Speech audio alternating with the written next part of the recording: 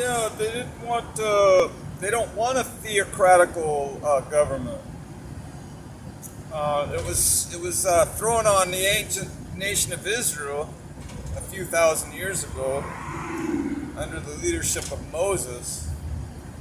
Israel, when they were starting to form into a nation, they were a theocratic, dictatorial nation.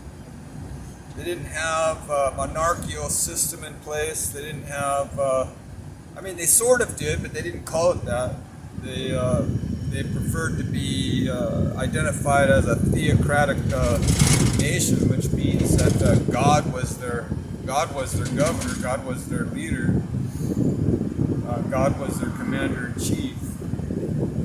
But that changed when they cried out for a king of their own named Saul, who was a Benjamite, and he didn't want it, but his destiny was already pre-approved and pre-appointed.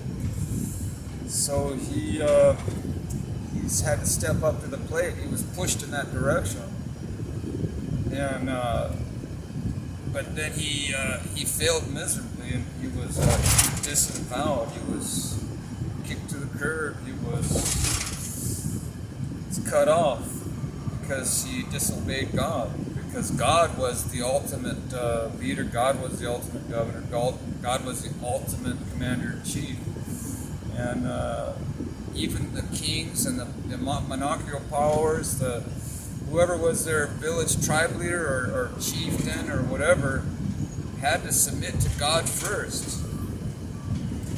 He couldn't just call the shots on his own whim. He had to do it according to what God had to say about the situation. So that's why they were commanded to read the law of the Lord and to study it, to know it. And they were supposed to know the laws of the land. Back then, the laws of the land was the writings of the prophets, the writings, the first 5 books of the law, the Pentateuch under Moses. They were supposed to know it inside and out, so they could make